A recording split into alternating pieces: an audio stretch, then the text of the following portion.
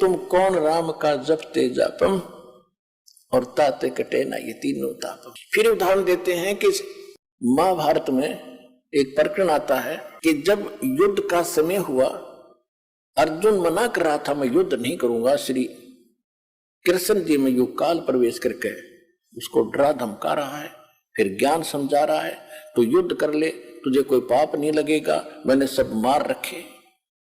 उसकी बातों में आकर डर डरा के अर्जुन ने युद्ध कर लिया। और युद्ध के अंदर जो पांडवों को पाप हुआ, उस कारण से युधिष्ठिर जी को बुरे सौपन आने लगे जब राजगद्दी पर बैठ गया वो उसके। और श्री कृष्ण जी उनके धार्मिक गुरु थे, तो अपने कोई दिक्कत आती है तो गुरु से ही समाधान शिष्य चाहते हैं। तो पांडवों के धार्मिक गुरु, यादवों के धार्मिक गुरु श्री कृष्ण जी थे। श्री कृष्ण जी से जब पूछा कि ये क्या कारण है और क्यों ऐसा हो रहा है, भाई को बहुत बुरे सौपन आ रहे हैं, खाना नहीं खा रहा है, आंखें फटी फटी सी रहती है, ना बोलता है, सहमा सहमा सा रहता है, जैसे कोई मेंटल हो गया। श्री कृष्ण जी ने बताया कि तुमने जो महाभारत में बंधु घात किया, चाचे ताऊ भाई बहन भतीजे मारे, सेना मारी, वो पाप तुम्हें दुखी कर रहा, सेध रहा, वो पाप कर्म तुम्हें आड़े आ गया, इसका समाधान। तो उस समय अर्जुन को महसूस तो हुआ कि युद्ध के समय जब मैं मना करूं था युद्ध करने से, और कृष्ण कह रहा था तू क्यों नहीं करता, तू तो सूरवीर है, क्यों अपने लक्षण को भूल गया है, ये है वो है, और मैंने सबको मार रखा है, तुझे पाप नहीं लगेगा, आज ये पाप कहां से आ गया। तो अर्जुन बोला नहीं, इसलिए नहीं बोला कि यदि मैं टोक दूंगा, और अभी मैं आज प्रश्न कर देता हूं कि आप पहले तो कह रहे थे तुम्हें पाप नहीं लगेगा, और आज ये पाप कैसे लग गए, क्योंकि श्री कृष्ण जी ने उसका समाधान बता दिया था कि पूरी पृथ्वी के जितने भी साधु संत और भक्त और जनता है, यानी साधु संत हैं, उनको आमंत्रित करो, एक अश्वमेध, एक यज्ञ का अनुष्ठान करो, यज्ञ, धार्मिक यज्ञ। उसमें ऊपर आकाश में जो स्वर्ग लोक के देवताओं को भी निमंत्रण दो, और उसमें एक शंख रखा जाएगा, शंख जो मंदिरों में बजाते हैं, आपने देखे होंगे, इस तरह का पंचमुख का एक शंख रखा जाएगा। और उसमें जब यज्ञ शुरू होगी, सभी 33 करोड़ देवता, 88,000 ऋषि, 12 करोड़ ब्राह्मण और 56 करोड़ यादव, 9 नाथ 84 सिद्ध, ये सभी वहां पहुंचेंगे। और जिस समय ये सब खाना खा लेंगे महापुरुष, उसके बाद वो 5 मुख का शंख था, पंचायन 5 मुख थे उसके। आपने तो एक मुख का देखा होगा, 2-2 मुख के तो हमने भी देखे हैं, तो 5 मुख का था, उसके 5 मुख थे। और उसको कहीं अलग रख दिया जाएगा शटूल पर दूर। जब सभी खाना खा लेंगे उस यज्ञ में, वो शंख अपने आप बजेगा। शंख बज गया तो तुम्हारी यज्ञ संपूर्ण होगी, और शंख नहीं बजा तो यज्ञ संपूर्ण हुई नहीं, तुम्हारा संकट नहीं कटेगा। और दूर दूर तक सबको बुला के लेना, कोई साधु संत रह नहीं जावे पृथ्वी पर, और ना जाने किस में कौन सी करामात हो। इस सोच में सबको आमंत्रित कर दिया, निर्धारित समय पर फिक्स कर दिया। अब अर्जुन ने सोचा था कि यदि मैं अब प्रश्न कर दूंगा कि आप जब तो कह रहे थे तुम्हें कोई पाप नहीं लगेगा, और आज ये पाप कहां से आ गया, तो मेरा भाई, क्योंकि इसमें अरबों रुपये खर्च होने थे, इतनी जनता जिम्मेगी, और मेरा भाई इतना नेक है, इतना सेंसिटिव है, यदि इसको ये आभास भी होगा कि खर्चा लगने जा रहा है मेरे ट्रीटमेंट पे, और भाई इसलिए ये वाद विवाद कर रहा है, ये चाहता नहीं मेरे को सुखी देखना, कहीं इसको ये भाव हो गया तो मेरा कोई जीवन नहीं रहेगा। इस करके अर्जुन चुप रहा, छाती पे मुक्का मारा, सब्र किया और कहा जो आप कहोगे वही होगा। अब कहने का भाव ये है पुण्यात्माओं, निर्धारित समय जो रखा गया था उस दिन 33 करोड़ देवता, 88,000 ऋषि, 12 करोड़ ब्राह्मण, 9 नाथ 84 सिद्ध, इंक्लूडिंग ब्रह्मा विष्णु महेश वहां उपलब्ध थे। विष्णु तो कृष्ण था ही, ब्रह्मा विष्णु और आगे ब्रह्मा और शिव और आगे बेस बदल के, और 33 करोड़ देवता। उसी समय परमेश्वर कबीर जी चारों युग में मेरे संत पुकारे, कूक को हम हेल रे, हीरे माणक मोती बरसे, ये जग चुगता ढेल रे।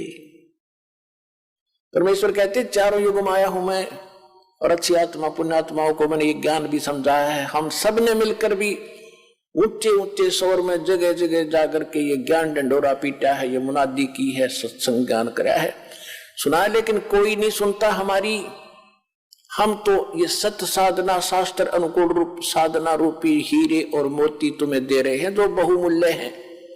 तुम इनको ना स्वीकार करके कंकर और पत्थर और डले इकट्ठे कर रहे हैं, आन उपासना करके, अन्य देवताओं की भगवानों की पूजा करके, एक समर्थ कबीर भगवान की भक्ति ना करके जो अन्य पूजाएं तुम कर रहे हो वो डले ढो रहे हो, ढेल इकट्ठे कर रहे हो। चारों युग में मेरे संत पुकारे, कूक कहा हम हेल रे, हीरे माणक मोती बरसे, ये जग चुगता ढेल रे। सतयुग में सत सुकृत कह टेरा, त्रेता नाम मुनिंदर मेरा, द्वापर में करुणा में कहाया, कलयुग नाम कबीर धराया। तो द्वापर युग में परमात्मा करुणा में नाम से आए थे। एक लीला जैसे कबीर जी के रूप में सतयुग में, इसमें कलयुग में की है, ऐसे ही उस समय वो परमात्मा करुणा में नाम से आए थे। और कमल के फूल पर एक सरोवर के अंदर परमात्मा बालक रूप धारण करके वहां अवतरित हुए थे, सतलोक से चल कर आए थे। वहां से उसको एक वाल्मीकि परिवार जो निसंतान था वो ले गया था उठा के। तो उस समय परमात्मा वाल्मीकि कहलाए थे, क्योंकि वाल्मीकि जाति ऋषि वाल्मीकि जी के बाद उसके अनुयायियों की बनी है, जो सतयुग में प्रारंभ होगी थी वाल्मीकि जाति। तो उस जाति में जन्मे थे वो, तो वहां परमात्मा वो उठाकर ले गए थे दंपति कबीर जी को। तो इस कारण से वो वाल्मीकि कहलाए दाता। और उसी वाल्मीकि के उस यानी वाल्मीकियों में ही एक स्वपच नाम का एक सुदर्शन थे, सुदर्शन नाम था। केवल उसने भगवान को पहचाना था। उसने भी जब पहचाना था जब मालिक ने ऊपर ले जाकर उसको वापस छोड़ा था। उसके बाद उसका बिल्कुल भ्रम निवारण हो गया था। लेकिन सुदर्शन के माता पिता नहीं मानते थे, और खुद परमात्मा के माता पिता भी नहीं मानते थे। वो भी रामकृष्ण इन्हीं के पुजारी थे, विष्णु ब्रह्मा शिव जी के। लेकिन सुदर्शन जी ने बालिक का ये ज्ञान नाम भक्ति ग्रहण किया था। तो उस दिन भीम जो पांडवों का भाई था भीम, उसकी सेवा उस साइड में लगी थी ये निमंत्रण देने की, इन्विटेशन देने की।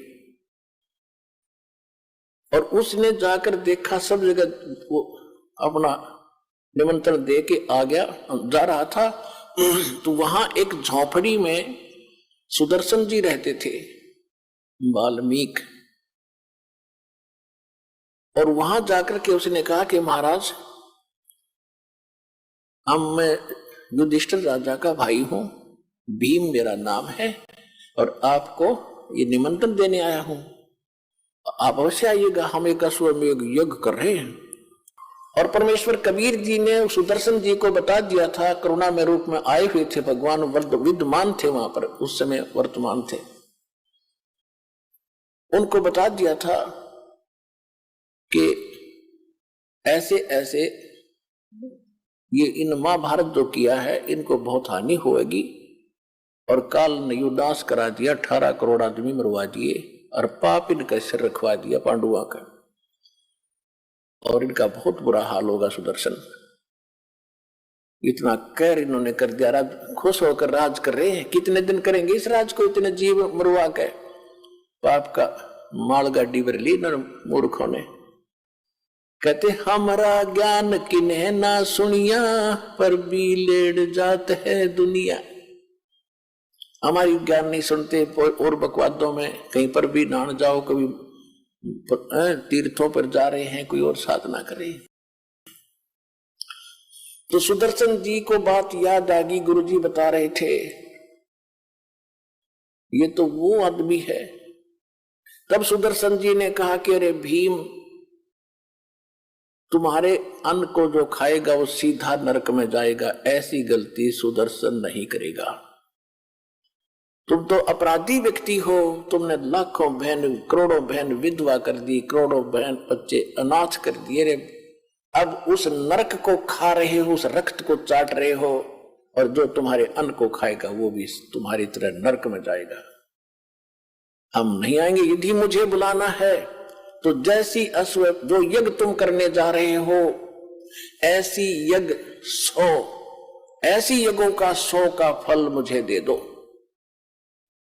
तब मैं तुम्हारे ग्रास तोड़ू, न कौन नरक में जा, ऐसे पाप के अन्न को खाके। अब भीम भी पहलवान था, मोटे दिमाग के व्याघ्र पहलवान, और फिर राज की ताकत, बॉडी की ताकत, श्री कृष्ण जी की ताकत के हमारे साथ भगवान रहते। तो कहने लगा कि बाबा जी ज्यादा मत बोला, यदि मुझे मेरे भाई और भगवान कृष्ण का मुझे डरना होता, तेरा मुंह न तोड़ देता पीट पीट के। खबरदार फालतू बकवास करिए तो आना होता ये ना मत आइए, ये कैसे कह दिया हम अपराधी हैं। अब सुदर्शन जी चुप हो गए। भाई कहते साकट और सवाल में उल्टा जवाब नहीं दे। भीम गुस्सा करके आ गया, क्या तेरे बगैर हमारी यज्ञ संपूर्ण नहीं होगी?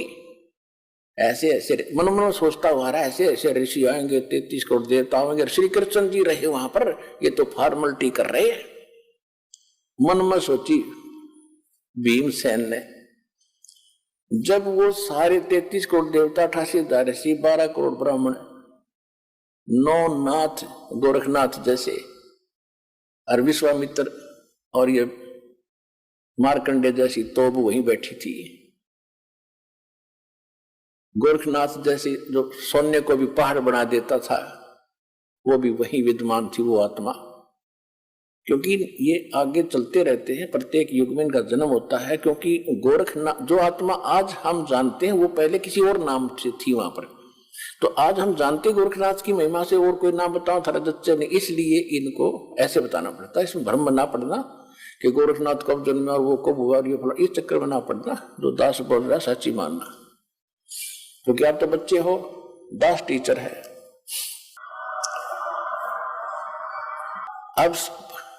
अब बताओ 33 करोड़ देवता, 88,000 ऋषि और 12 करोड़ ब्राह्मण, 56 करोड़ यादव, श्री कृष्ण जी के वंशज 56 करोड़ थे द्वारका में। वो उनके रिश्तेदार थे, क्योंकि अर्जुन ब्याह था, श्री कृष्ण जी की बहन ब्याही थी अर्जुन का शुभद्रा। तो रिश्तेदारों ने ताना ही आना था। वो 56 करोड़ रिश्तेदार आ रहे। धार्मिक अनुष्ठान में सब ने भोजन कर लिया, संघ की तरफ इंतजार कर रहे थे, टस से मस ना हुआ। युधिष्ठिर कहने लगा, भगवान हमारे पाप ही ज्यादा है, ये तो स्पष्ट दिखाई देता है मुझे। वो दिख रहे हैं, वो बहनें रो रही थी, चूड़ियां फोड़ रही थी, टक्कर मार रही थी। जिस दिन मैं गंगा घाट पर गया था, हरिद्वार में गया था, बच्चे लिपट लिपट कर रो रहे थे, पिता कहाँ गया। आज मुझे वो याद आ रही है कि हम बहुत पापी हैं, लेकिन अब ये समाधान मुश्किल लगता है। तब श्री कृष्ण जी ने कहा कि इसका समाधान करने वाला संत पहुंचा ही नहीं है। युधिष्ठिर को कुछ आशा जागी कि कौन है ऐसा महापुरुष, या गले नहीं उतरी युधिष्ठिर के कि श्री कृष्ण जी ने भोजन खा लिया, और ये 9 नाथ 84 से 33 करोड़ देवता, 88,000 ऐसी 12 करोड़ ब्राह्मण, वेद के वक्ता, जिन्हें चारों वेद कंठस्थ कर रखे थे, दुनिया को बड़ी महिमा सुनाते थे, सिद्धियां भी रखते थे, सबने भोजन कर लिया, शंख नहीं बजा, और कौन है पृथ्वी पर। तब श्री कृष्ण जी ने कहा, भाई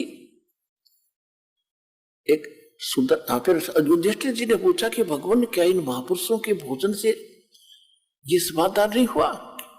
क्या ये साधु संत इतने तपस्वी नहीं है? श्री कृष्ण जी ने कहा कि तपस्वी ना है, ये तो 84 के ढोर हैं। अगले जन्म में कोई गधा बनेगा, कोई कुत्ता। ये अभिमान के मारे हुए हैं, इनके पास वो भक्ति नहीं है।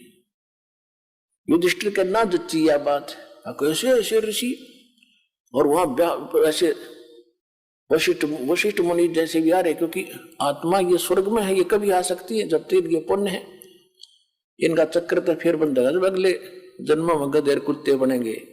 सुर नर मुनि जन 33 करोड़ी, ये बंदे सभी निरंजन डोरी। यानी निरंजन के ही संविधान में है। और इसका संविधान क्या है? कोट जन्म तन भर मत होगे, कुछ ना हाथ लगा रे। कुकर सुकर खरबया बोरे, कौवा हंस बुगारे। इंद्र कुबेर ईश की पदवी, ब्रह्मा वर्ण धर्मराया। विश्वनाथ के लोक को जाकर फिर भी उल्टा आया। इनका जन्म नहीं समाप्त होता। ये पोस्ट है 33 करोड़ देवता, 88,000 ऋषि, व्यास जी आदि, तो ये मर जाएंगी। अगले बार दूसरी आत्मा इन पोस्टों पर होंगी, ये कुत्ते गधे सुअर बन जाएंगे। श्री कृष्ण जी ने अपना आशीर्वाद देकर दिखाया कि देख, कोई अपने आसन पर जहां वो बैठे थे, कोई गधा बनकर खड़ा है, कोई कुत्ता बनकर, कोई सर्प बना है, कोई केंचुआ बना है। उस दृश्य को देखकर युधिष्ठिर घबरा गया कि भगवान ये लीला बंद करो, मैं देख नहीं पा रहा हूं। ये हालत होगी इनकी, हाँ ये हालत होगी इनकी भविष्य में। ये लीला नहीं, ये सच्चाई है। फिर भगवान कौन है ऐसा महापुरुष जिससे हमारा उद्धार हो? तो श्री कृष्ण जी ने कहा कि ऐसे यहां से इतनी दूरी पर और वो स्थान है, वहां एक महापुरुष रहता है जो सतगुरु का शिष्य है। वो ही एक भक्त है, उससे ही ये कल्याण हो सकता है। ये भी परमात्मा की रजा थी। श्री कृष्ण की जो दृष्टि खोल दी, उसको वही दिखाई दिया। अब वो संत है जिससे यह बात बन सकती है। तो फिर पूछा कि उस साइड में कौन भेजा था निमंत्रण के लिए? कि भीम भेजा था। तो भीम को बुलाकर पूछा कि आपने इस महापुरुष को निमंत्रण दिया या नहीं? भीम ने कहा जी निमंत्रण तो दिया, लेकिन वो तो कुबोल आदमी है, वो अच्छा आदमी नहीं है। श्री कृष्ण जी ने पूछा भाई देखो, आपकी जो सेवा दी थी वह पूरी करनी चाहिए थी। कौन कैसा है ये आपने नहीं देखना होता है, वो तो यहां ही बेरा पट्टेगा कौन कैसा है। और यह कोई बात थी तो हमें बताना चाहिए था। क्या हुई बात, उसने क्या कह दिया ऐसा कि सुदर्शन? भीम बताता है कि उस महापुरुष, उस संत ने, भगत ने ये कहा कि मैंने जब अपना इंट्रोडक्शन दी कि मैं भीम हूं, युधिष्ठिर का भाई हूं, और ऐसे ऐसे में ये कर रहे हैं अनुष्ठान, आप भी आइएगा। उन्होंने कहा कि तुम्हारे अन्न को तो वो खाएगा जिसने नरक में जाना हो, तुम तो अपराधी व्यक्ति हो, घोर पाप कर रखा तुमने। श्री कृष्ण जी को मालूम था कि ये विपलवान है, इसने भी कुछ बकवास जरूर करी होगी। तो आपने क्या उत्तर दिया? कि मैंने ये उत्तर दिया कि यदि मुझे भगवान का डर ना होता, मेरे भैया से मैं बहुत शर्म करता हूं, नहीं तो तुझे मैं यही समार देता, तेरा मुंह तोड़ देता। ऐसा कुबोल बोला उसने। श्री कृष्ण जी ने कहा देखो, साधु संतों के साथ इस तरह बोलना भी पाप है। तूने एक अपराध और कर लिया, भले आदमी, तुम इतने संकट के अंदर खड़े हो आज, और उसने कौन सी झूठ बोल दी? अपराधी हो तभी तो तुम इतना दुख हो रहा है, नहीं तो नहीं होता ये, और उसके बिना ये हो नहीं सकता। मुझे बताना चाहिए था, चले मेरे साथ, उसके बिना यह बात बढ़े। अब तो उनके जमीन छोटी पड़ गई थी, उनको कारण बीड़ी धरती होगी, और कोई हो नहीं रहा संकट जो का 2 करोड़ अरबों रुपये खर्च भी हो लिए, अब मरता क्या नहीं करता, बिल्ली बिग्गी बनकर, बिग्गी बिल्ली बनकर। और वो भी साथ श्री कृष्ण जी बोले चलो मेरे साथ। 5 पांडव छठे कृष्ण जी और रथ लेकर के वहां पहुंचे। 1 योजन यानी 4 कोस की दूरी पर रथ छोड़ दिया। रथ पीछे पीछे आ रहा है और 5 पैदल चल पड़े। श्री कृष्ण जी ने जाकर, उस दिन क्या हुआ कि सुदर्शन जी ने ये बात जाकर बताई अपने गुरुदेव करुणामय अर्थात परमेश्वर कबीर जी से कि भगवान भीम आया था और ऐसे ऐसे कह रहा था, मैंने तो उसको मना कर दिया। परमात्मा बोले बहुत अच्छा किया बेटा, न जल का मर जाता, इतना पाप है उनके ऊपर, तो ऐसे अन्न को खाना नहीं चाहिए। अब परमात्मा बोले वो फिर आएंगे भाई, क्योंकि उनका काम तो बनना ही नहीं है, बनना ही यहां से है, वो तो हमसे ही बनेगा। और बेटा अवश्य आएंगे, फिर भी वो आएंगे, नाक रगड़ेंगे तेरे पास, माफी मांगेंगे, वो देख लेना जब उनका काम बनेगा। अब सुदर्शन ने सोचा भी ये तो फिर दुखी करेंगे, वो तो वहां से छोड़ के झोपड़ी और भ्रमण पर निकल गया मैंने भी इस दिन के लिए। उधर से वो आ रहे थे, परमात्मा ने अपनी महिमा बना के रखनी थी, अपने भगत की इज्जत रखनी थी और अपनी भक्ति की टेक रखनी थी, इज्जत रखनी थी, जनता में जनाना था कि हमारी भक्ति ऐसे ऐसे फल सबसे ताकतवर और श्रेष्ठ है।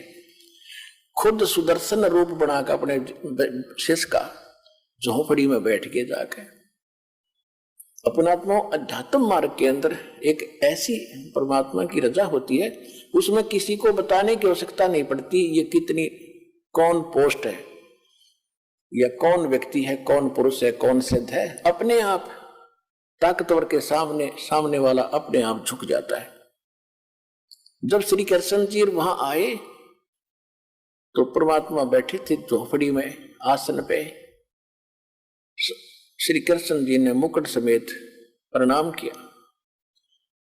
श्री कृष्ण जी दंडवत प्रणाम कर रहे हैं तो सारे 5 पांडवों ने भी करना था, क्योंकि वो तो फंसे पड़े थे।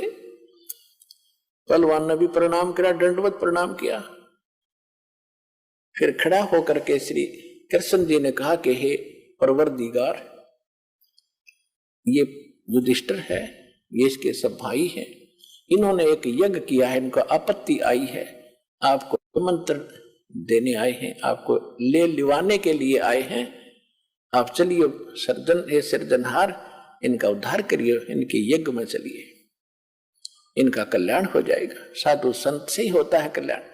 तब परमेश्वर ने कहा सुदर्शन रूप में कि भाई देखो महाराज जी, आप त्रिलोकीनाथ रहे, मैं एक गरीब आदमी झोपड़ी वाला, आप तो समर्थ हैं, आप सक्षम हैं, आप तो लीला कर रहे हो, आप भी तो कर सकते हो। श्री कृष्ण जी बोले नहीं, जिसका काम उसी को साजे और करे तो मूर्ख बाजे, जो तो आपसे होगा भगवान। तो श्री परमात्मा ने कहा, सुदर्शन रूप में बैठे थे, कहा कि भाई मैंने इस पहलवान से बताई थी मेरी शर्त पूरी करो। कौन सी शर्त थी आपकी? श्री कृष्ण जी ने पूछा क्या शर्त थी आपकी? मेरी शर्त है कि 100 भीम ने बता दिया था कि ये शर्त भी रखी उसने कि 100 अश्वमेघ यज्ञ का पुण्य मुझे दो, तब मैं चलूं। इस बात से मुझे और दुख हुआ कि ये आना ही नहीं चाहता।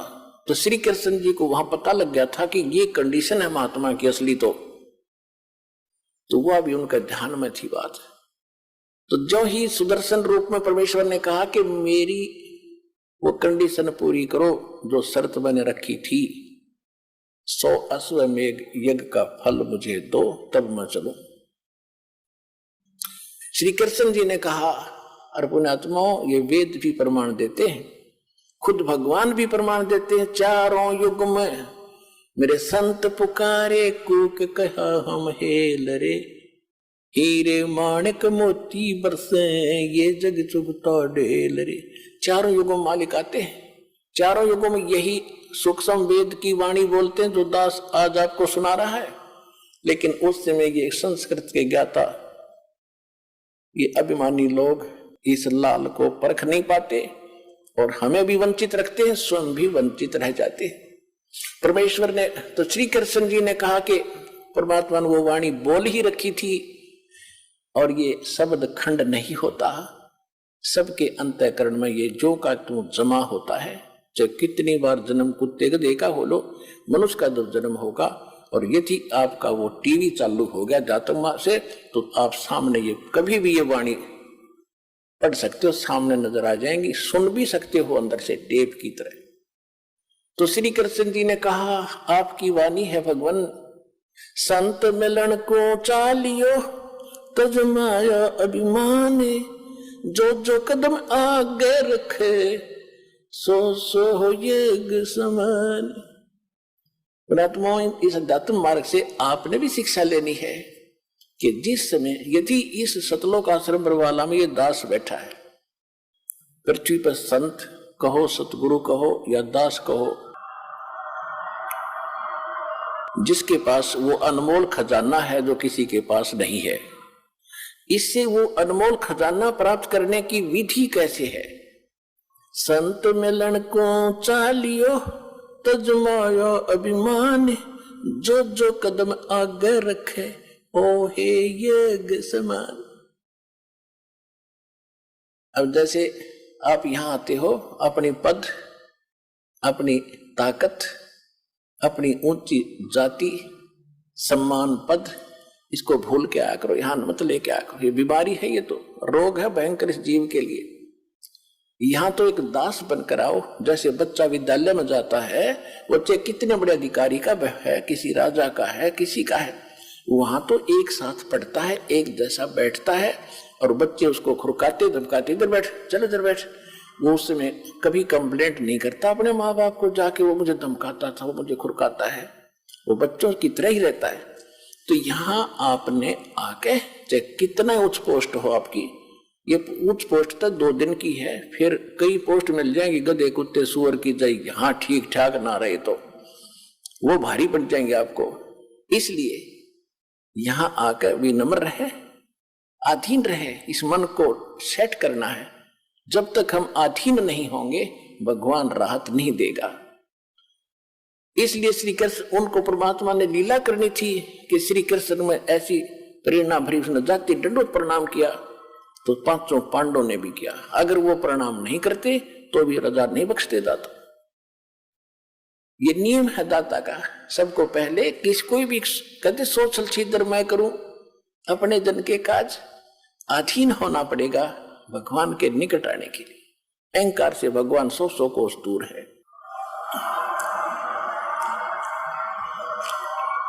तो श्री कृष्ण जी ने कहा कि आप ही का वचन है भगवान, संत मिलन को चालियो तजमाया अभिमान, और जो जो कदम आगे रखे ओ हे एक समान। यानी इस प्रकार आने वाले भक्त को इस सतलोक आश्रम बरवाला में वही पुण्य मिलेगा जहां से आप चले हो, कहीं से चले हो। और कदम बोला मालिक ने ऐसे, चाहे आप ट्रेन में आए हो, चाहे आप किसी चीज में आए हो, वहां से यहां तक के कदम नाप देगा आपके, और उतने ही यज्ञ का पुण्य आपके अकाउंट में लिख देगा, जो यहां बिल्कुल मर्यादा में रहेंगे आकर के।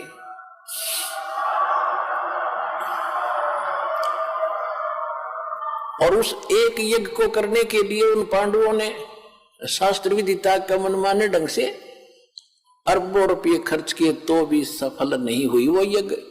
और वो पुण्य आपको यहाँ आने वाले को मर्यादा में विनम्र भाव से, निष्कपट भाव से और सीधा साधु भगत से यहाँ भाव से रहकर दर्शन करने से, सत्संग सुनकर जाने से लाभ हो जाता है। तो श्री कृष्ण जी ने कहा कि हे दाता, हम इंद्रप्रस्थ से चले हैं दिल्ली से, और यहां तक आने में हमारे जितने भी, आज आप देख सकते हो, आप तो अंतर्यामी हैं। कृष्ण जी तो उनको सही संबोधन कर रहा था, लेकिन उनका ना जच्चे थी, यो सुदर्शन को ऐसा क्यों बोल रहा है, किसको? वो पांडव खड़े थे। आप तो अंतर्यामी हैं, आज आप खूब देख सकते हो आज इनकी क्या हालत है। ये मेंटल हुआ खड़ा है धर्म युधिष्ठिर तो, और इनका इतना पैसा खर्च हो चुका है। ये आपके सामने भीम, अर्जुन, नकुल, सहदेव सारे खड़े हैं, आप देख सकते हो आज इनकी क्या हालत है। भीम बड़ा पश्चाताप कर रहा था, ऐसे ऐसे कर रहा था, ऐसे ऐसे कर रहा था, और इतने अधीन होकर आपसे आज आपके द्वार आए हैं। और आप ही की वाणी है कि जो ऐसे आता है उसको एक कदम का भी एक यज्ञ का फल मिलता है। इसको उनको यहां से यहां तक जितना भी हमारे पुण्य हुए हैं आपके वचनानुसार, ये मालिक 100 रख लो, बाकी हम दासों की झोली में डाल दो, हमारा भी कल्याण हो जाए। साधु भूखा भाव का धन का भूखा ना, अर्जय को धन का भूखा प्रभु साधु भी को ना। वो तो यही देखना, यही बनाना चाहते थे कि मैं अपनी रजा बकस सकूं, इस योग्य हो जाएंगे। और किसके उनके यज्ञों के भूखे थे, वो तो परिपूर्ण परमात्मा समर्थ कबीर भगवान। सब पदवी के मूल हैं और सकल सिद्धि है तीर, दास गरीब सतपुरुष बजो वो अवगत पुरुष कबीर। के सब पदवी के मूल हैं, सब पदवी यानी जैसे प्रधानमंत्री राष्ट्रपति अपने देश के, उसके पास सभी पावर हैं, सब पद जितने हैं, कोई मंत्री का है, मुख्यमंत्री का है, कोई आईएएस आईपीएस डॉक्टर, जो भी तहसीलदार है, वो सब पदवी के मूल हैं, उसके नौकर हैं सभी। वो किसी भी पावर अपनी पद का, सब पद उसके पास हैं, उसने आगे बांट रखे हैं। तो वो फिर तहसीलदार बनना चाहोगा क्या, पर राष्ट्रपति नहीं। इसी प्रकार कहते परमात्मा तो कबीर जी तो सब पदवी के मूल हैं और सकल सिद्धि है तीर, उसके पास सब सिद्धियां हैं, असंख्य सिद्धि। यहाँ तो अष्ट सिद्धि में से कोई एक आधी सिद्धि प्राप्त करके ये चौधरी पाके फिरे थे, महापुरुष पाके गए थे, विद्वान और भगवान की दर्जा ले गए थे। अगस्त ऋषि जैसे ने 7 समुद्र पी लिए एक घूंट में, इसी से सबके यहाँ बोल बाला हो गया। कहते उसके पास सकल सिद्धि है तीर, उसके सब उसके पास वो सिद्धियां हैं जो इनके पास कभी नहीं हो सकती। और दास गरीब सतपुरुष भजो, गरीबदास जी कहते हो सतपुरुष की भक्ति करो, अविगत सत्य कबीर। अब इस बात से प्रसन्न होकर परमेश्वर ने कहा ठीक है मैं चलता हूं। खूब अधीन देख लिए। जब भीम गया था ना पहली बार, उसने बकवास करी थी, उससे पहले वो स्नान करके आया था एक तालाब में, बहुत बड़ा तालाब था। और उस समय भीम की भी हाइट लगभग 30-40 फुट की थी द्वापर युग में। और जब उसने उस तालाब में स्नान करने के लिए सुबह सुबह गया तो उसके पैर नहीं टके थे, गोते मार नाव था। तो तब परमात्मा ने उस भीम से कहा कि पहलवान इधर आए एक बार। कहा जी, जो तन्यो खड़ा था पहलवान भीमसेन, कि तू के डींग मार। उस दिन क्या कहा था भीम ने, क्योंकि सारी बातें बताएंगे। जब उन्होंने ये कहा ना सुदर्शन जी ने कि भीम तुमने नाश कर रखा, 18 करोड़ आदमी मार दिए, और आज तुम राज प्राप्त करके उन बहन बेटी विधवा होगी, अनाथ बच्चे होंगे, उसको नरक को खा रहे हो। तो भीम ने कहा था कि ज्यादा मत बोला बाबा जी, अपने दम से युद्ध जीता है, एक का मारू था 20 मरे थे, इतनी ताकत है मेरे में। तो उस समय परमात्मा तो अंतर्यामी, उन्होंने तो सबकी वार्ता का पता ही होता है क्या क्या बात हुई थी। तो परमात्मा ने कहा कि सुदर्शन जी रूप में कि भीम, जिस दिन आप पहले आए थे, जब ये कह रहा था एक का मारू था 20 मरे थे, मेरे में ताकत है, तेरे जैसे ताकतवर तंडरे जा लिए तो पासिंग भी कोई ना भाई। जिस दिन आप यहाँ आए थे और उस तालाब में स्नान करके आए थे कहीं, कहा जी उस तालाब, वो तालाब बताओ कौन था, वो कुंभकर्ण का यू खोपड़ी थी ऊपर ऊपर की या कटोरी सी, जो वहां पड़ी थी और पानी से भरी हुई थी काफी वर्षों से।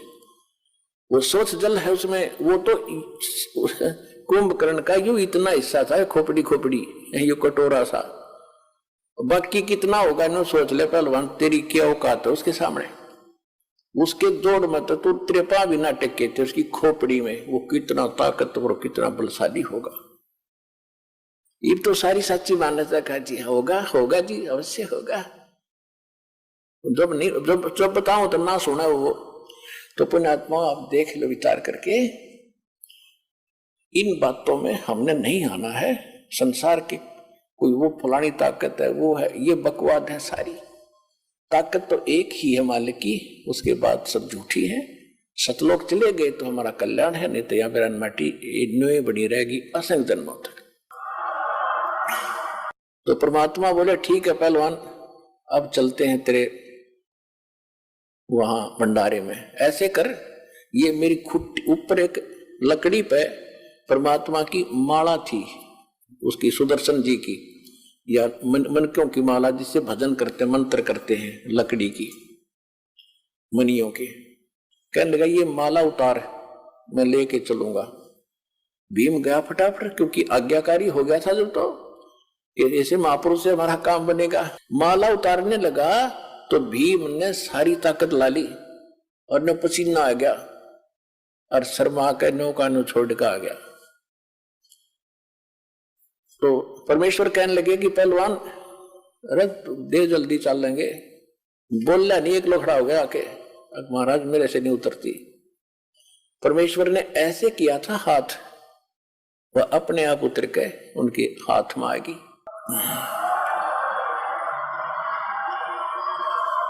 अपने आत्माओं संत चमत्कार नहीं करते, उनसे आप हो जाते हैं।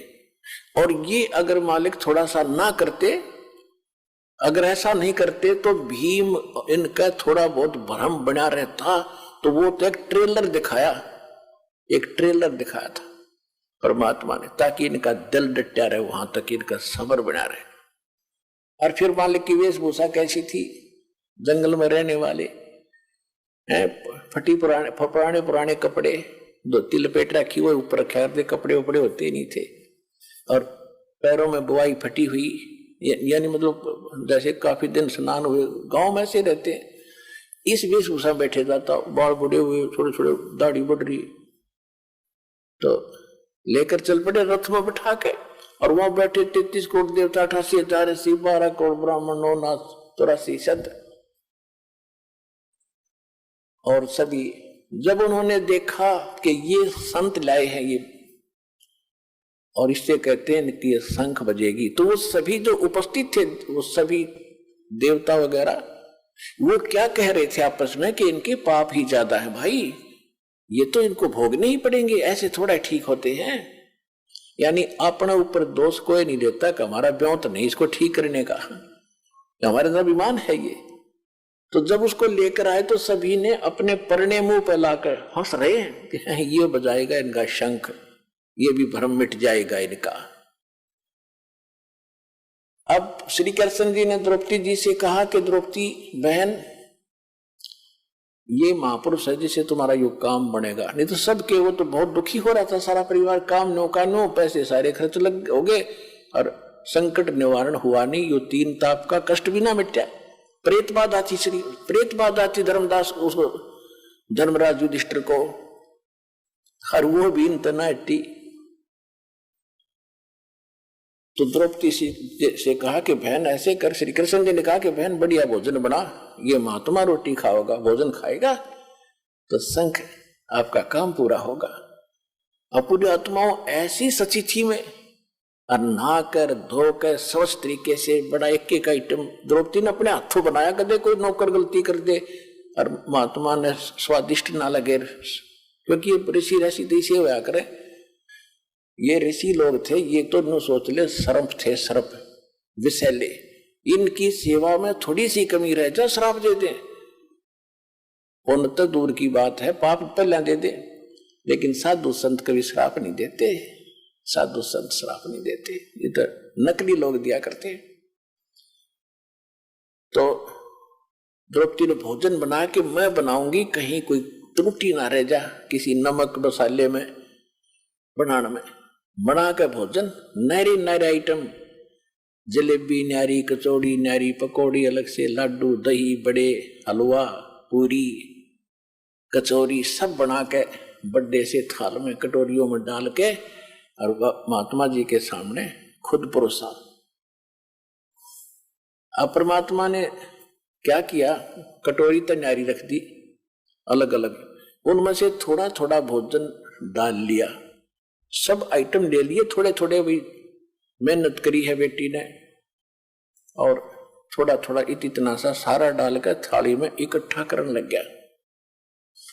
अब द्रौपदी ने सोचा था कि महात्मा घास फूस का खाने वाला, जंगल में रहने वाला, ऐसा भोजन बना दिया है, उंगली खाओगा और उंगली चाटेगा और 100 जगह मेरी महिमा बांटेगा कि भोजन बनाया द्रौपदी ने। भाई ऐसा भोजन सुना ही नहीं, देखा भी नहीं इतना स्वादिष्ट।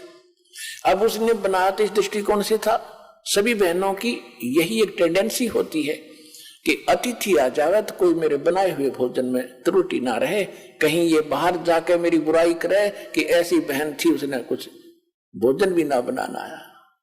तो अपने सामर्थ्य से अच्छा भोजन बनाती है, यही द्रौपदी ने किया। जब उसने देखा द्रौपदी ने कि इसने तो सारा काम बिगाड़ दिया, सारा गुड़ गोबर कर दिया, सारी इकट्ठी कर दी, टेस्ट नहीं लिया किसी वस्तु का, और मैंने 2 घंटे तक दो में आंख फुड़वाई, लकड़ी से चूल्हे पर बनते थे आइटम, तो मन मन में बहुत बुरा भला कह दिया महापुरुष के प्रति कि जिसी सकल इसी अकल,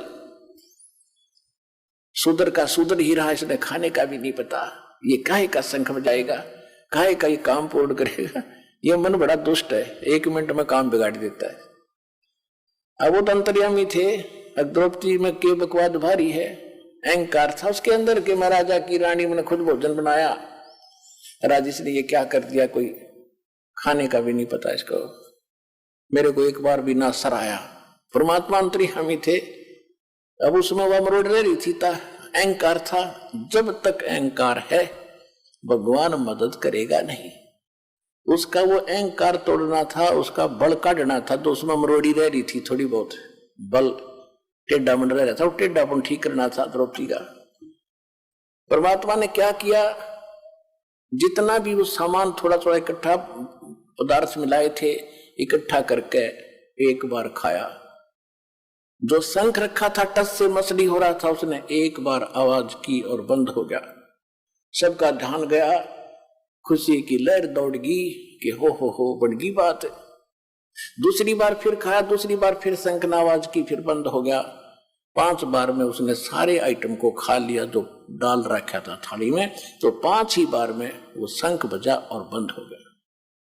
परमात्मा ने वह थाली चाट दी और साफ करके रख दी। अब युधिष्ठिर ने कहा कि भगवान ओहो निहाल हो गए, ये परमात्मा कहाँ छुपा था ये रुस्तम, ओहो ये तो परम संत है, आपने बड़ी दया करी, ये आप ही का आशीर्वाद है इसके ऊपर। कृष्ण जी बोला मेरा आशीर्वाद ना है, ये तो आशीर्वाद किसी और का है, तुमने उसका पता नहीं, ये आशीर्वाद तो कोई और है, ये खुद आशीर्वाद दिखा है मैंने, तो आशीर्वाद नहीं है इसके पास। तो फिर कृष्ण जी ने कहा कि भाई बात सुनो, ये अभी बात बनी नहीं। क्यों नहीं बनी भगवान, क्या बात हो गया? कि इस शंख ने तो बहुत देर तक बजना चाहिए था और इतनी जोर की आवाज करनी चाहिए थी, स्वर्ग लोक में इसकी आवाज जानी चाहिए थी, अभी बात बनी नहीं भाई। अब कलेजा पकड़ लिया युधिष्ठिर ने कि भगवान अब किसको लाओगे बुला करके? श्री कृष्ण जी ने कहा कि भाई कोई बुलाना शेष नहीं है, ये मास पुरुष जो बैठे है ना, ये परमात्मा है, खुद ने सोच लो, परम शक्ति है, और इसके एक बाल के बराबर भी ये 3 लोग नहीं है। द्रौपदी युधिष्ठिर अपने घर में किसी ने कोई गलती कर रखी है भाई, पुण्यात्माओं देखो, सतलोक आश्रम बरवाला जिला हिसार हरियाणा में सभी भक्त आते हैं और सबको एक ही जैसा आशीर्वाद, एक ही जैसा मंत्र सबको दिया जाता है। एक तो आता अगली बार कूदता हुआ, जी मैं ये ठीक हो गया, मुझे ये लाभ हो गया, दूसरा कहता मैं 5 बार आ लिया, मुझे कोई लाभ नहीं हो रहा। पुण्यात्माओं जब पावर हाउस एक और उसी से कनेक्शन सबको दे रखा, एक की बिजली जल रही है, पंखा चल रहा है, दूसरे का नहीं जग रहा है, तो तेरा पंखा खराब है, उसने ठीक करा भाई जगेगा। सतगुरु के दरबार में कमी काहे की ना, हंसा चूक नहीं पावता, तेरी चूक चाकरी मां, अपनी त्रुटि ठीक करे।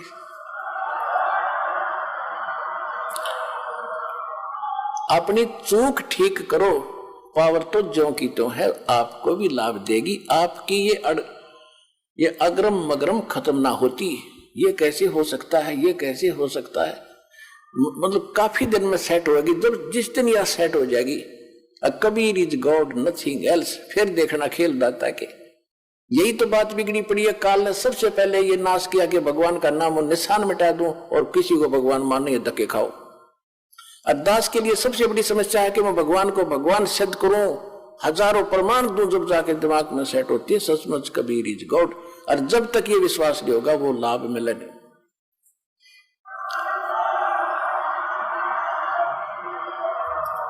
जैसा कि आप परमात्मा को जब भोग लगता है, एक शब्द सुनते हो, मोकू का खोज ढूंढे रे बंदे, मैं तो तेरे पास में, ना तीर्थ में, ना मूर्त में, ना काशी कैलाश में।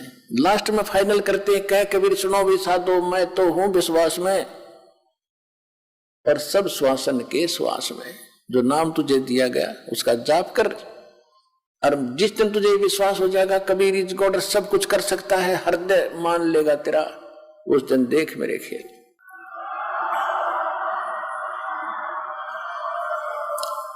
तो द्रौपदी के मन का दोष निकालना था। श्री कृष्ण जी ने कहा कि ये भगवान है खुद, और कोई अपने घर में त्रुटि है जिस कारण से लाइट नहीं आई, पावर आई नहीं, झपके मारेगी 2 बार 5 बार झपके लगागी, बंद होगी। तब कृष्ण जी को पता था कि द्रौपदी घनी चौधर की भूखी है, कार है इसमें थोड़ा सा। द्रौपदी के बुला के, बहन सच्ची बताना, ये जब ये महात्मा रोटी खा रहा था आपने इसके प्रति क्या विचार किए? कृष्ण जी भी देख रहे थे, द्रौपदी ने भी देखा थी, वो कभी नो कर रही थी, कभी नो कर रही थी, बैठी बैठी समझ गए थे कि अब काम बिगाड़ा तगी। तब उसने पूछा कि सच्ची बात बता, तूने क्या मन में सोचा इस महापुरुष के बारे में? इस महापुरुष बिना तुम्हारा काम नहीं होगा। तो इसने एक सुपथ सुधरी है क्या? इसको तो बाल्मीक समझती है, इसके एक बाल के बराबर भी 3 लोक नहीं, इतनी ताकत है इस महापुरुष के अंदर। द्रौपदी ने कहा सच्ची बता, द्रौपदी से कहा श्री कृष्ण जी ने कि सच्ची बताना, कि हाँ जी सच्ची बताओ। मैंने किसी नौकर का सहयोग नहीं लिया नौकरानी का भोजन बनाने के लिए, अपने हाथों भोजन बनाया। ने सोचा था ऐसा भोजन खिला दूंगी महात्मा गुण गाओगा मेरे जाके और उंगली चाटता रह जाएगा। जब इन्होंने सारा इकट्ठा कर दिया, खिचड़ी बना दी, मैंने बड़ा दुख हुआ और ये शब्द बोल दिए कि रहा शूद्र का शूद्र, इसने खान का पता ना पीन का पता है, और ये काहे का शंख बजाएगा, काहे की कार्य सिद्ध करेगा। श्री कृष्ण जी बोले आपने तो एक पाप और इकट्ठा कर लिया संत के बारे में गलत सोच कर। संत तो किसी तरह रहे, कैसे ही करे, तुमने बकवादों की जरूरत नहीं। अगर आप ही इतने अच्छे होते तो फिर इसको बुलाकर मैं क्यों डाया, मूर्ख हूं क्या मैं, ये सोच लेती थोड़ी बहुत। ये क्या है, कौन है, ये तो मैं भी ढंग से नहीं जानता, पर काम बनेगा इस तरह। तब द्रौपदी से कहा कि तू इसके चरण धो, या धूल समेत इसके पैर पी, चरणामृत पी, ताकि तेरी अकल ठिकाने आवे, तेरा पाप कटे, अहंकार मिटे। द्रौपदी जब बात बनेगी। द्रौपदी ने उसी समय परात में पानी डाला, 1 लोटा लाई, परमात्मा के चरण धोए कबीर जी के, सुदर्शन जी के। सुदर्शन रूप में मालिक बैठे थे, वो चेला तो सैर सपट्टे को चला गया था। अब धो के वो पैर जब द्रौपदी ने डाल के गिलास में दो पुनः पिया और कहा कृष्ण जी ने कि आधा मुझे भी दे बहन, इसे महापुरुष का चरणामृत कब कब नसीब हो। आधा श्री कृष्ण जी ने पिया, आधा द्रौपदी ने पिया। उसी समय शंख बजा, उसी समय शंख बजा और स्वर्ग तक उसकी आवाज गई।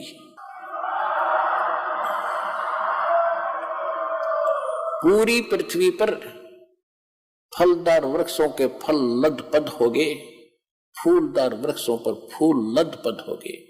पूरा बसंत सा छा गया उस पूरी पृथ्वी के ऊपर, और बाहर सी आ गई उस परमात्मा की कृपा से। तब उनके वो 3 ताप का दुख दूर हुआ।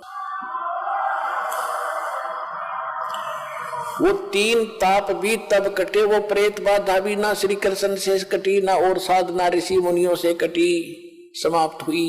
वो संकट भी परमेश्वर कबीर जी के उस शक्ति से, विधि से वो हुआ। तो पुण्यात्मा, यहां जो आते हो आप, यहां वो साधना है जो सुदर्शन जी करते थे और भगवान बताते थे, और उसी साधना से मालिक ने कितनी संकट टाले थे।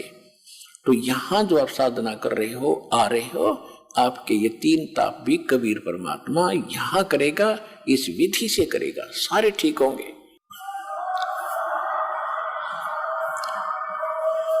उस समय परमात्मा ने 1 घंटा सत्संग किया खड़ा होकर के, और सुनाया कि कोट जन्म तेरे भरमत हो गए, कुछ ना हाथ लगा रे, कुकर सुकर खरबा बोरे, कौवा हंस बुगारे, मन तू चल रे सुख के सागर, जहां शब्द सिंधु रत्नागर। अब वो बात उनके गला उतरे नहीं, क्योंकि सारे ऋषि पाक रहा, कोई देवता बना बैठा, श्री कृष्ण जी राजा बने बैठे, युधिष्ठिर जी राजा बने बैठे, वह गले उतरी नहीं उनका किसी का। जो भगवान बताना चाहते थे कि चलो उस लोक में 4 मुक्ति जा चंपी करती, सतगुरु मिला तो इच्छा मिटे, पद्मल पदे समाना, और चल हंसा उस लोक पठाऊं जो आधर्म अमर स्थाना। 4 मुक्ति जा चंपी करती, माया होरी दासी, दास गरीब अभय पद पर से मिले राम अविनाशी। आप वहां चलो जी, किसी चीज का भाव नहीं, लेकिन नहीं मानने कोई भी। परमात्मा उठकर आ गए।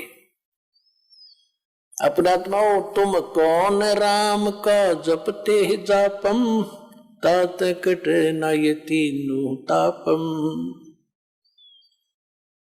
आज दास के पास वो भक्ति है जो भगवान ने सुदर्शन जी को दे रखी थी। उसको केवल और 5 नाम का ही मंत्र दिया था, लास्ट में दिया था कति 2 मंत्र और उसको 3। कति लास्ट में जब देख लिया कि कभी काम बिगाड़ ना दे, तब उसको दिया था, जब उसको पार करा था। और अब भंडारा खोल देना, क्योंकि हम तो ज्यादा कर्महीन हो गए। अब से ही ये सब कर्म करने लगेंगे, दान का, धर्म का, यज्ञ का, सब सुमरन, तब हम उस स्थिति में हमारी भक्ति आएगी जिसको जितना धन हम वहां से लेकर आए थे भक्ति का, उतना ही तैयार करना पड़ेगा हमने वापस वहां जाने के लिए।